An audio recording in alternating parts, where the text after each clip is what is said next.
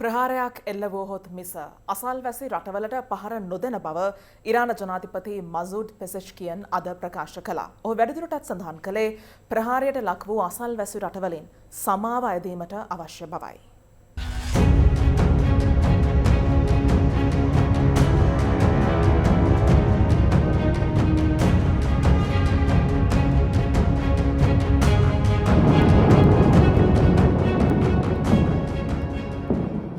ඉරාන ජනාධිපතිවරයා අසල්වැසි රාජ්‍යයන්ගෙන් සමාව ඇයදීමේ පසුබිම මොකක්ද? ප්‍රහාරයට ලක් වූ අසල්වැසි රටවලින් සමාව අයදීමට අවශ්‍ය බව පවසමින් ඉරාන ජනාධිපතිවරයා පැවසුවේ අසල්වැසි රටවල් ආක්‍රමණය කිරීමට කිසිදු අදහසක් නොමැති බවයි. කලාපීය සාමය හා සංසුන් භාවය ඇති කිරීම සඳහා සහයෝගයෙන් කටයුතු කරන ලෙසත් ඔහු ඉල්ලා තිබෙනවා. මෙතැන් සිට ප්‍රහාරයක් එල්ල වුවහොත් මිස අසල්වැසි රටවලට පහර නොදෙන්නැයි ඔහු ඉරාන හමුදාවට පවසා ඇතැයි සඳහන්. ඉරාන ජනාධිපතිවරයා පවසන්නේ මෙම මොහොතෙන් ප්‍රයෝජනගෙන ඉරානයට පහරදීමට සලකාවලන පිරිස් අධිරාජ්‍යවාදී රූකඩ බවට පත් නොවිය යුතු බවත් ඊශ්‍රායලයට හෝ ඇමරිකා එක්සත් ජනපදයට සහයදීම ගෞරවය සහ නිදහස කරා යන මාවතක් නොවන බවයි. පසුගිය පෙබරවාරි 28 වනදා සිට දින කිහිපයක් ඉරානය විසින් බහරේනය, කුවේටේ, එක්සත් අරාබි එමිරාජ්‍ය, සෞදි අරාබිය සහ කටාර් වැනි රටවල පිහිටි ඇමරිකානු කදවරු ඉලක්ක කරගනිමින් මිසයිල් හා ඩ්‍රෝන ප්‍රහාර එල්ල කළා. ඩුබායි ජාත්‍යන්තර ගුවන්තොටුපළ ඉලක්ක කරමින් අදත් ඩ්‍රෝන ප්‍රහාරයක්. ඉරාන ජනාධිපතිවරයා මෙම ප්‍රකාශය සිදු කර නොබෝ වේලාවකින් පසු ඩුබායි ජාත්‍යන්තර ගුවන්තොටුපළ ඉලක්ක කරගනිමින් ඉරාන ඩ්‍රෝන ප්‍රහාරයක් එල්ලවීම පිළිබඳව ලෝකයේ දැඩි අවධානය යොමුව තිබෙනවා. මෙම ප්‍රහාරයෙන් ගුවන්පතයට සුළු හානි සිදු වී ඇති අතර මගීන්ට හෝ කාර්ය මණ්ඩලයට බරපතල තුවාල සිදු වූ බවට මෙතෙක් තහවුරු වී නැහැ. ආරක්ෂක හේතුන් මත ඩුබායි ගුවන්තොටුපළේ මෙහෙයුම් තාවකාලිකව තිටු වූ අතර පසුව එමිරේට්ස් ගුවන් සේවය සිය මෙහෙයුම් අර්ධ වශයෙන් නැවත ආරම්භ කළා. ටෙහෙරාන් ඉස්ෆහාන් නගර වලටත් ප්‍රහාර.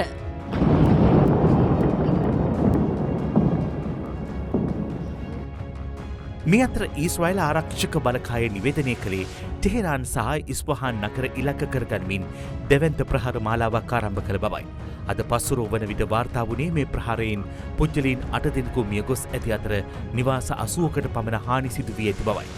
මේ ගුවන් ප්‍රහාරවලින් ඉරානයේ මෙහෙරාබාද් ගුවන්තොටුපළට දැඩි හානි සිදුව ඇතැයි රොයිටර් පුවත් සේවය අද වාර්තා කළා. ඊශ්‍රායලයේ මෙම ප්‍රහාරයට ප්‍රහාරකයන් 80ක් පමණ යොදාගෙන තිබුණා.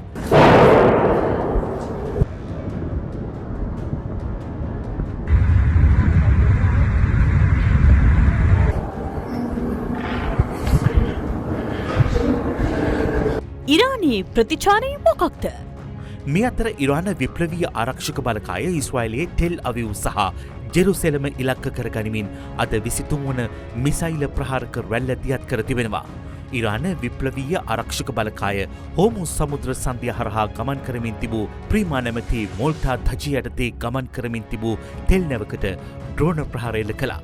ගෙවුණු සතිය තුළ මේ කලාපයේදී ප්‍රහාර එල්ල වුණු 4 වෙනි නැව මෙයයි.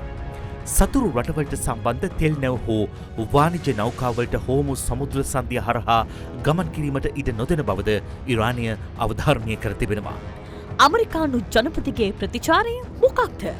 ඇමරිකානු ජනාධිපතිවරයා ප්‍රකාශ කර ඇත්තේ අවශ්‍ය වුවහොත් ඇමරිකානු නාවික හමුදාව යොදවා නෞකාවලට ආරක්ෂාව සපයන බවයි. කොන්දේසි විරහිතව යටත්වීම හැර ඉරානය සමග කිසිදු ගනුදෙනුවක් සිදු නොවන බවට වූ ඇමරිකානු ස්ථාවරයේද කිසිදු වෙනසක් නැහැ. ඇමරිකාවට පිළිගත හැකි නායකයෙක් හෝ නායකයින් පිරිසක් තෝරා ගැනීමෙන් අනතුරුව ඉරානය විනාශයෙන් මුදා ගැනීමට උත්සාහ කරන බවත්, ඉරානය ආර්ථික වශයෙන් විශාල, වඩා හොඳ සහ ශක්තිමත් රටක් බවට පත් කිරීමට කටයුතු කරන බවත් ජනාධිපති ට්‍රම්ප් පවසනවා. ඇමරිකාව තව තවත් ආයුධ නිෂ්පාදනයට අතගැසුවා. ඒ අති නවීන යුද ආයුධ නිෂ්පාදනය සිව් ගුණයකින් වැඩි කිරීමට ලෝ ප්‍රබල අවිනිෂ්පාදන සමාගම් 4ක් සමග පැවති සාකච්ඡාවකින් අනතුරුවයි. ඉරානයට එරෙහි යුද්ධ මෙහෙයුම් සඳහා වැය කළ මුදල කීයද?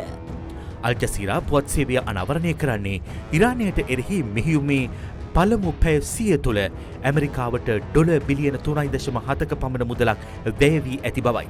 ඒ ඇමරිකාවේ උපාය මාර්ගික සහ ජාත්‍යන්තර අධ්‍යයන මධ්‍යස්ථාන වාර්තාවලට අනුව යුද මෙහෙයුම් සඳහා ඇමරිකාවේ දෛනික වියදම ඩොලර් මිලියන 891කට අධිකයි. මේ ගැටුම කොපමණ කාලයක් පවතීද? ලෝකයේම අසන ප්‍රශ්නය මෙයයි.